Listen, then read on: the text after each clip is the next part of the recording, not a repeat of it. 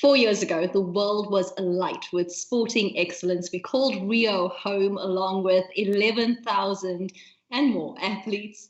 Of the 306 medal ceremonies, two of those featured our most decorated Olympian, Chad le Clos. And what a pleasure to reminisce some career highlights that popped up in my memory from 4 years ago today. Chad, how are you doing? Hi Chris, I'm doing okay, thanks. All good. Just a little bit of a croaky throat, but I'm all good and happy to be speaking to you again. I mean, such great memories from Rio. I can't wait to unpack that with you. But before we get there, we are in the throes of a pandemic. And I believe that you did undergo two surgeries earlier on in May. How are you doing physically? Yes, it's been a crazy time, I think, for everybody. But yeah, I'm doing good. I'm just, I finished my surgeries. I had them on the 1st of May. So I was out for about 5.5, 6 weeks. I had a big ganglion cyst on my leg, which wasn't major, but I had a varicose seal, which required keyhole surgery. Something that I've been putting off for about 2 years. So it kind of worked well with the lockdown because I was scheduled to do it in August after Olympics. So kind of once Olympics was cancelled, it was, yeah, ended up working out well. So yeah, I've been doing good. It's actually been a blessing to be home, to be honest. I've spent so much time in South Africa with my family, which I haven't had in, almost 12 years now. So I'm very, very happy. How much have you missed the pool, though? Yeah, it's been tough. You know, when the lockdown was announced, I was very lucky because I was staying at a family friend's farm in Durban in Assagay and Hillcrest, and they had a pool there. Obviously, it was cold because going into winter, but we had a really huge piece of land. There were some horses, a lot of dogs. So I was very very happy. Like I said, with my family, mom and dad. My girlfriend was with me, my brother.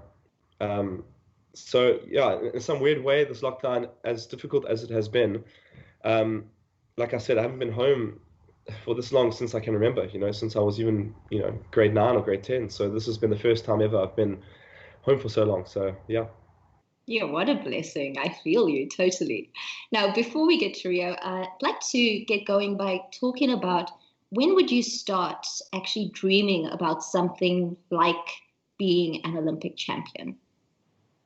There was a moment, I don't know what age I was, but I was at Kings Park and we just finished a competition. I think it was one of the Seagull Short Course Championships. And I must have been, I don't even know, 10 years old. And I was with my mate Nicholas and we were running up and down the stairs outside.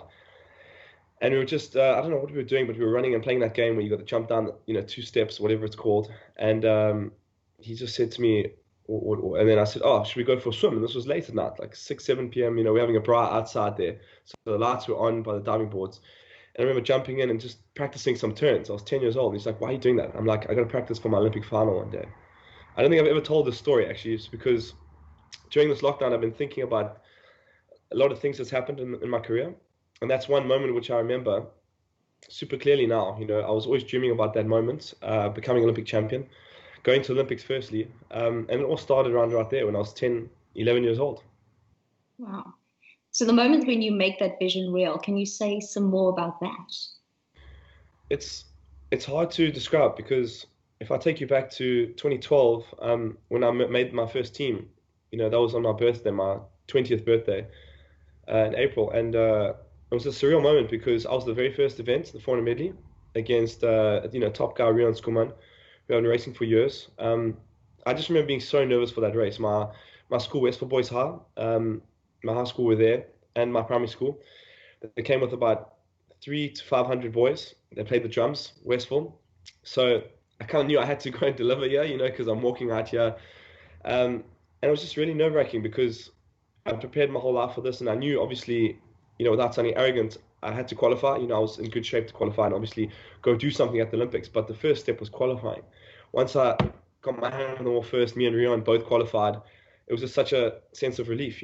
And then obviously in London, it's hard to put into words what I felt because it was something that I'd visualized, dreamed about since I was a kid. That's all I wanted in life was to be an Olympic champion. So words can't really describe that. I mean, yeah, I wouldn't know how to describe it, to be honest. I do feel like since 2012, your name has become synonymous with that word. Unbelievable. Thanks, Dave. Absolutely. And heading into that final of the 200 fly, at London. You had set a national record in the lead up to that final. You had Phelps, Stepanovic, Matsuda in the pool with you, and you use your power off the blocks. How vivid is that memory? It's crazy, even that day that we speak about, because a couple of hours before, me and Graham, my coach at the time, I came into his room and he was scalping his kids, Haley and the kids, and came in there just casually, hey guys, how you doing? Like we're talking now, and they're like, hey, don't you have a race in 2.5 hours to your time? I'm like, yeah, we got two fly, we're ready to go. Had a little coffee on the way down, and it was just so calm. There was a sense of, I don't know how to describe it, like those movies, when you shoot for the final basket in like Coach Carter, like a basketball movie, and it hits the final hoop. Everything was in slow mo that day, walking out for that race, having a good start, using my turns well. The last 25 meters, mowing Phelps down was a crazy moment, because something that I've thought about for a long time, but when it was happening, it was like slow motion. I was just like, am I really doing this? Am I really beating Phelps? Am I really catching him? So everything about that day was just crazy, just destiny, is the word I like to use. I can see that determination in your eyes and that reaction to winning. I mean, it still gives me goosebumps. I think it's amongst one of the most watched races from the Olympic Games on YouTube. Yeah, it's crazy. I'm very blessed. I think for me, like I've said, during this lockdown, I've had a lot of time to reminisce and just think about things that happened in the past, inside the pool, outside the pool, and I'm just really grateful for that opportunity. That I got to firstly live my dream and race Michael. Who was my hero for many years, um, and obviously to beat him in that final in the way that I did, in the way that he beat everybody else. For me that meant so much to me, just because from a swimming fan's perspective also, not just what it meant to everybody else, the country and my family.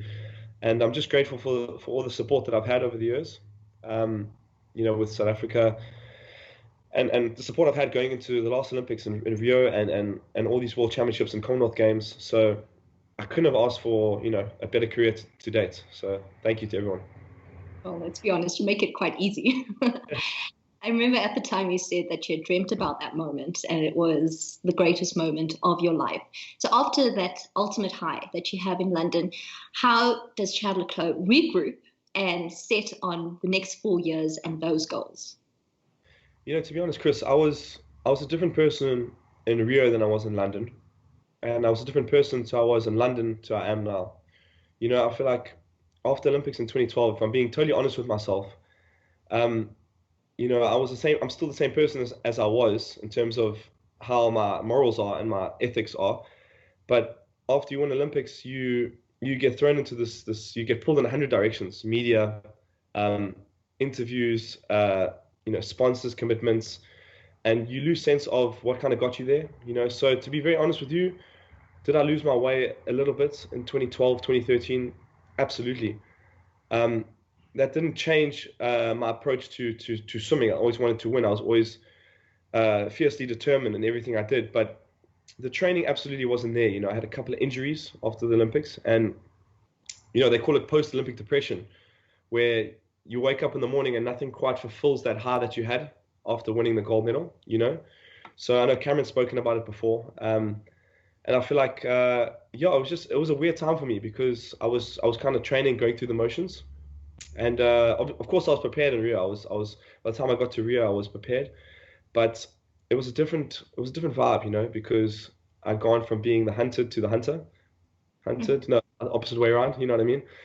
Um, and I felt like I learned a lot of lessons going into Rio. After Rio, especially, I felt like 2016 to 2018, I grew tenfold. In the terms of swimming, in terms of life. And I'm also grateful to Rio for the lessons I learned there, because obviously it wasn't, my most successful week, so to speak. I was still able to get two silvers, which, if you had asked me 10 years ago, I would have taken one silver. But I just felt like I let myself down a little bit in Rio, if I'm being honest. And yeah, it is what it is. Like I say, lessons learned, and you learn as you go along. I find that as fascinating what you mentioned there, because Michael Phelps has come up with a documentary that actually talks about mental health and what athletes go through. So, how did you manage to still compete while battling those demons? You know what? I don't want to swing it that way because, to be honest with you, I wasn't. When I say post-Olympic depression, it's almost like that. It's like you wake up in the morning, you don't feel as excited to do stuff. So I don't want to, you know, by any means, I don't want to play that game where I was depressed or anything. That's not what I'm trying to say. It's more like the motivation for me to train as hard as I did before 2012 definitely wasn't there for the first 18 months after Olympics. I found my feet again in 2014 after the Commonwealth Games. I had a lot of injuries that I had to go with, during that time, because I took 6 months off after London, doing a lot of different things, and yeah, like I say, I've obviously watched a lot of Michael Phelps' stuff on mental health, and it's not what I was going through. I don't want to play that at all. I had some other things I had to deal with, obviously with my family and stuff like that. But it is what it is. Unfortunately, in sport, when the history books are written, I've said this many times. They're going to say Chad got two silvers and a fourth in his favorite race where he was favourite to win. They're not going to say, Chad had things that he was battling outside the pool. So for me, there's never any excuses. We've spoken many times before. And also looking back on it, it wasn't the worst week ever. I think for the last couple of years, I've kind of beat myself up over it. But at the end of the day, two gold medals, two silvers, three silvers, one gold after two Olympic Games is not bad. And I still have a lot of fight left in me, and I just hope that next year's Olympics goes on because I'm super excited to go and see what I can do next year. But yeah, it is what it is. I felt like I was going through that week with you. I mean, let me just try to describe the mix zone and what it's like at an Olympic Games. It's crazy. It's the closest that I think I'll get to a battlefield because there's about 50 other media houses in the small space, which is more like a walkway than an actual room, and everybody is clamoring for your attention as you walk by. That must be mayhem in itself. It's mayhem for me just to get my mic out and for you to see me and to come and chat to it. So there's that atmosphere. There's a whole lot of other things happening in Rio itself. There's Zika virus, there's green pools. How did you manage to cocoon yourself so that the noise didn't affect? Yeah, it was difficult. I mean, I remember those mixed zones are crazy after the race. I always try and make time, but I feel like it's a crazy week at the Olympics. Just the village alone. You're walking 5-6 Ks a day. If you're not used to walking, that can play a factor. The finals were at 10 p.m. starting. So I remember one of my finals were at midnight 10. So everything was a little bit backwards. So there are a lot of things you have to adjust to, but everyone's in the same boat. I'm in the same boat as Phelps was. Everyone was in the same boat together. So, like I say, there's no real excuses. If I do remember after the two fly when I got fourth, I must apologize. I don't think I ever have for not doing any interviews. I think I walked straight past everyone. I was in a bit of a bad way getting fourth there, so I just kind of put my head over my towel over my head and just walked straight past because obviously I didn't want to say anything at the time. But yeah, it's so much emotions because you've worked so hard for 4 years. Everyone expects to do what they've expected to do.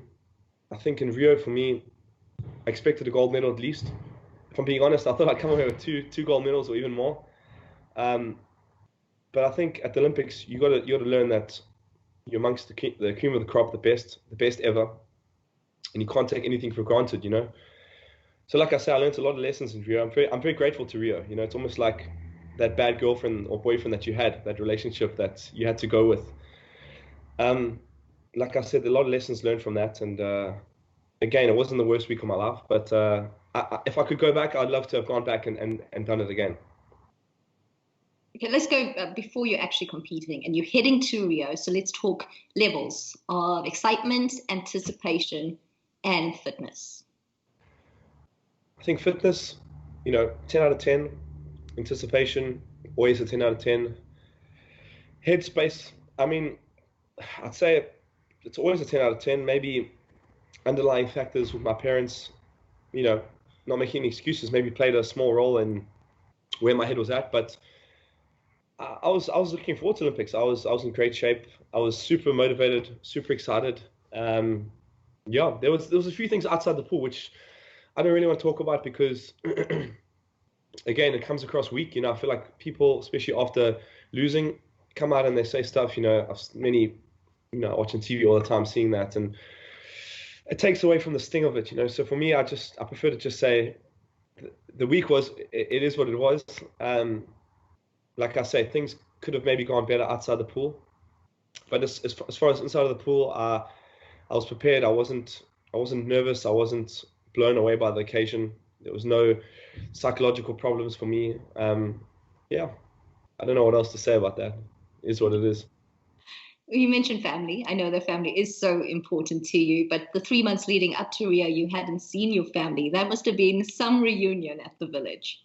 Yeah, absolutely. I got to see them just before. It was a couple of days out, so I remember seeing them at the rings in the just outside of the McDonald's. So it was really cool. Got to spend the day with them, and yeah, it was tough. It was a tough time. It was tough. Obviously, both my parents having cancer. My mom was very sick at the Olympics.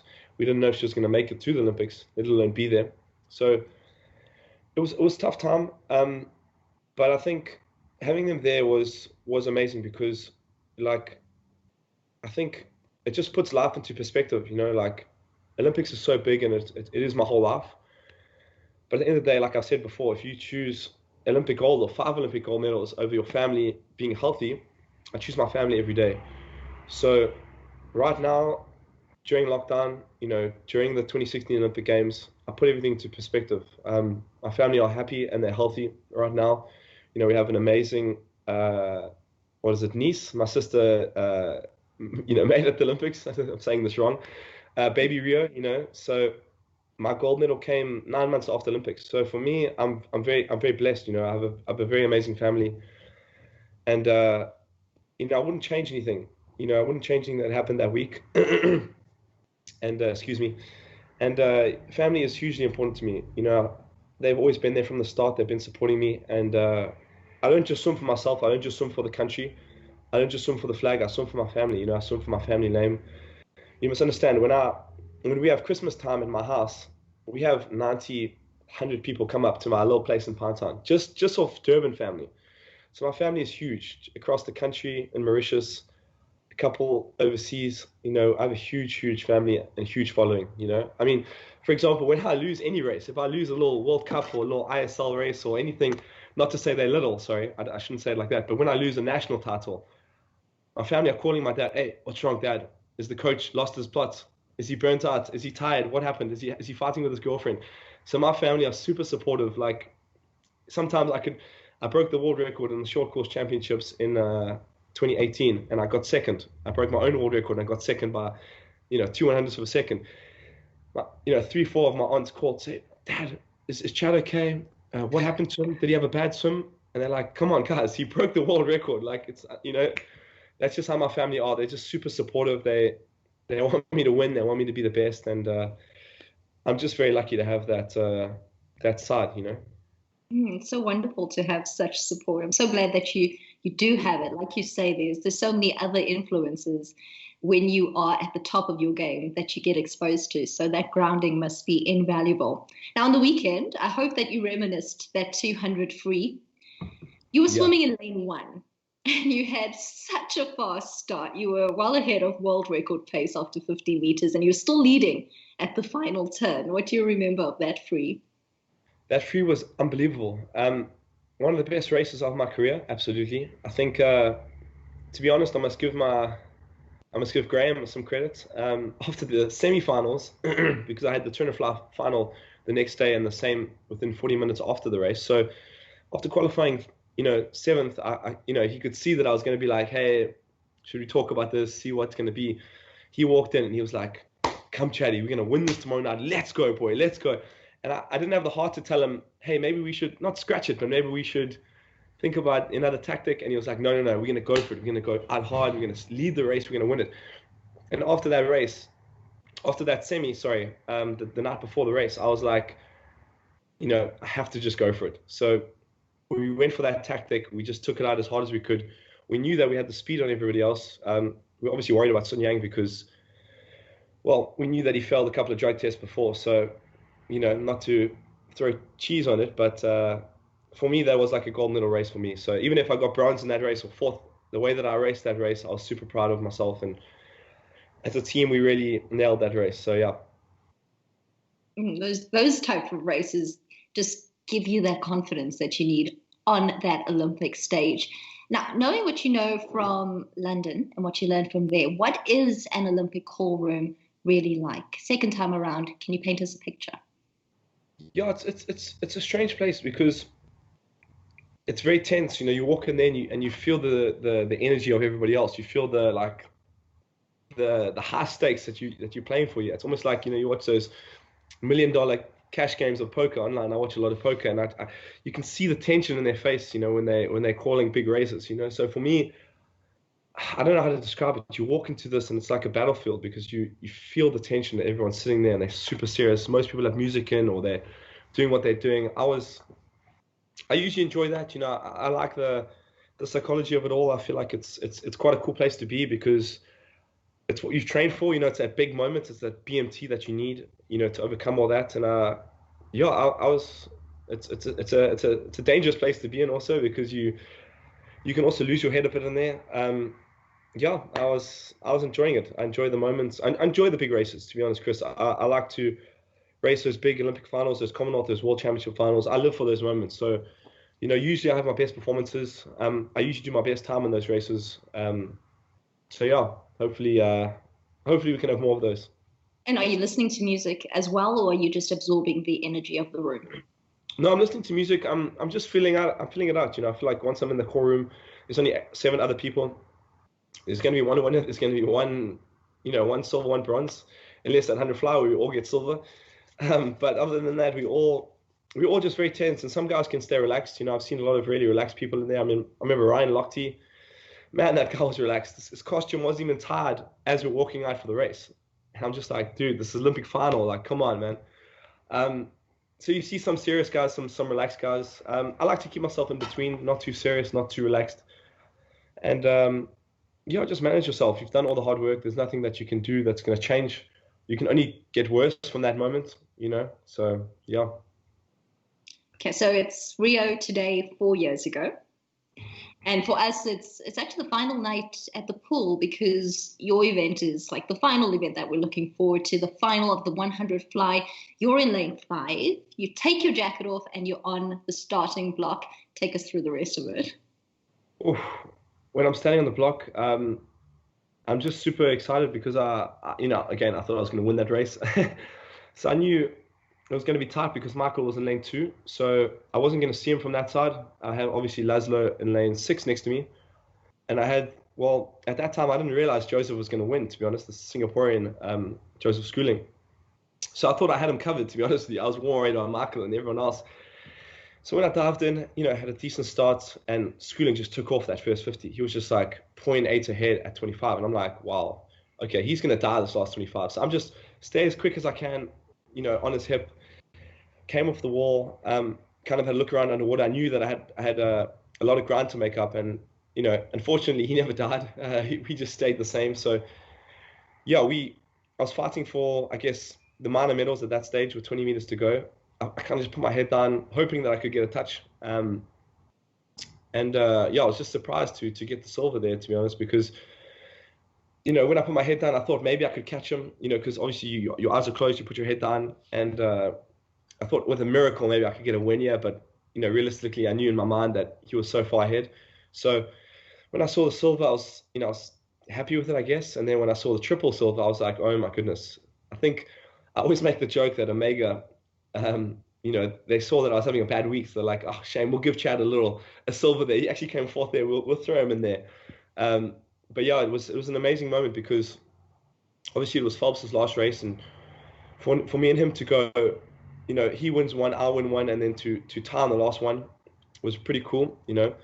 And obviously to have Laszlo, you know, on my left, who's such an amazing ambassador, great friend of mine, to get tied with him, and obviously Singapore's first ever medal, gold medal at the Olympics. It was iconic, and I must take my hats off to Joseph. He swam a perfect race, and that was one of the biggest wins at the Olympics. You know, he won by zero point 0.8. It wasn't even close, to be honest. So he absolutely dominated that race. So hats off to him, and yeah, great way to send Michael packing. I mean, for me and him to get tied, and Laszlo, of course, who's been a rival to him for many years. You know, so it was an iconic fitting. It would have been great if we all got gold, but you can't. I can't help but smile after that race because it was the first time ever there was a triple silver. So yeah. Yeah, there's the moment when you're standing in the middle, Laszlo Cheers next to you, Michael Phelps on the other side. You're all holding hands. That's a memory right there. Yeah, it's crazy. I remember literally saying, I was the one that said, "Hey, should we hold hands?" And they're like, "Yeah, let's do it." And then we couldn't understand because they were announcing obviously in Portuguese before English. And then when Michael was saying, "Come, let's get up," to get up, everyone says that. So we're holding hands. But before that moment, we were standing there, locked hands, like in a relationship vibe, for like a good minute and a half while they're announcing everyone's names. The president, Sam Sammy, and he was standing there, and my hands were sweating. I remember Michael was like, "Hey man, your hand's shredding there, bro." And I was like, "Yeah, I'm sorry." Literally, we were standing like this, and it was the awkward moment where we were like, we can't let go now. The cameras are on us. But it was an amazing way to end the Olympics. I think for me personally, like I said, slightly disappointed on the way that the Olympics went. More just the turn of fly. It wasn't really the turn of free or 100 fly. I can't fault for losing the way I did.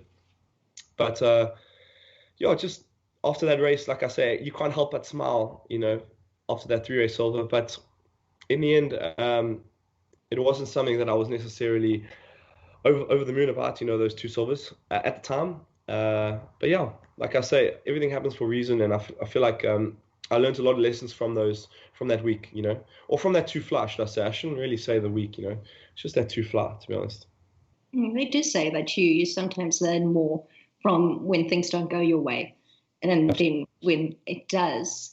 I wanted to, what's so beautiful about hindsight and looking back and reminiscing is that you get to see the other perspective. So from my perspective, when you had come through to the mix zone, and I think we had an interview, and you had used the word disappointed. And at that moment, just afterwards, I thought to myself, is that what it means to have the champion mindset? To not be satisfied with just that? Yeah, thanks for saying that. It means a lot. I think it was hard for me because I prepared myself to win, and that's what I came in with the intention of winning. It wasn't, with respect to the Olympics, I don't want to disrespect my competitors, disrespect the Olympics, because to even get a bronze medal is a huge honor for me, just to be at the Olympics. So I don't want this to be taken out of context, but I prepared so hard to win that race, to win one of those races. I believe that I could get maybe one or two gold medals. And for the turn of fly to go down the way that it went, for me coming fourth, not able to finish that last 50, touching second, almost like London, almost deja vu, zero point 0.5 behind Phelps. In my mind, I'm like, I've got him this last 50, and just having nothing at the end. It was tough to go down that way because of how the rivalry blew up. And yeah, it was tough, to get that silver also to Sun Yang, because at the time I knew that he was cheating. He was a cheat. Everyone knew that long before he got caught. He got popped in 2014 for testosterone, and he was slapped with 6-week ban. So yeah, it was tough. Looking back at the Olympics, how I could have come away with something different. I still believe that I should get my gold medal back from 2016. Not the gold medal, just the my name on the wall as a gold medal winner. I don't need the medal. It's not about the medal for me. It's about if I break my leg tomorrow, I believe I should have 2 golds, 2 silvers, not 3 silvers, 1 gold. But it doesn't matter. That race, like I said, I swam it. It was a gold medal, even if I got 5th in that race, in my mind. So yeah, it was just difficult sometimes to swallow some of the things that happened that week. But like I said, I don't want to talk negative about it. It was still positive in the sense that our parents beat cancer. We got a beautiful baby Rio out of it 9 months later. I still got over the line as the most successful Olympian ever from South Africa. So there are a lot of positives to take from it, and I'm still 28, so I still have another 2 Olympics in for sure, and hopefully getting better and seeing how that goes. You are not done yet. Tokyo, here you come. Now, I know you don't get starstruck, but an Olympic village is something else. What happened when you met Nadal? Yeah, that was crazy. I was very starstruck. I think it was after one of the heats or whatever, and I was sitting there with my team, and Nadal was literally sitting like, I don't want to say like 5 meters down, like 3 or 4 seats down, and I'm like, guys, that looks like Nadal. They're like, yeah, it does, but he wouldn't just be sitting there. Like, there weren't a lot of people around him, so I'm like, I remember again, me and Graham walked up to him and we're like, "Excuse me, Rafa, is that you?" He's like, "Hey, hello, yes, it's me. How are you? How are you?" And shook my hand. I was like, "Hey, can I get a picture, man?" I'm like, "Sorry, I'm a big fan, you know." And I'm like, I actually didn't know what to say. And he's like, "Yeah, how are you? You swim out, what you do?" And I didn't know how to respond because I was like, "Oh my God, it actually isn't that." I thought it was like some other Spanish guy, because in reality, I was sitting on his right-hand side, so his right bicep wasn't so big. But then I turned over to the left and I saw his bicep coming through like that. So at the time, we didn't know it was him. Yeah, I didn't really know how to respond to him. I was like, "Oh yeah, yeah, thank you." I was just stuttering. I was just like, "Oh my goodness!" But it was super cool to see. I think that's what makes the Olympics special, just to see so many amazing athletes and people there that are, such high level of celebrity. And I think I've been starstruck a few times. Olympic Village is definitely one of the times where you see that happen often. Chad, I think we could go on reminiscing the entire day. It's so wonderful to tap into those memories. I can't wait to see what Tokyo brings, and all the best with all of your preparation ahead of that. Thank you, and thanks. Always good to chat to you, and big thanks to everyone in South Africa for the support. And yeah, looking forward to next year.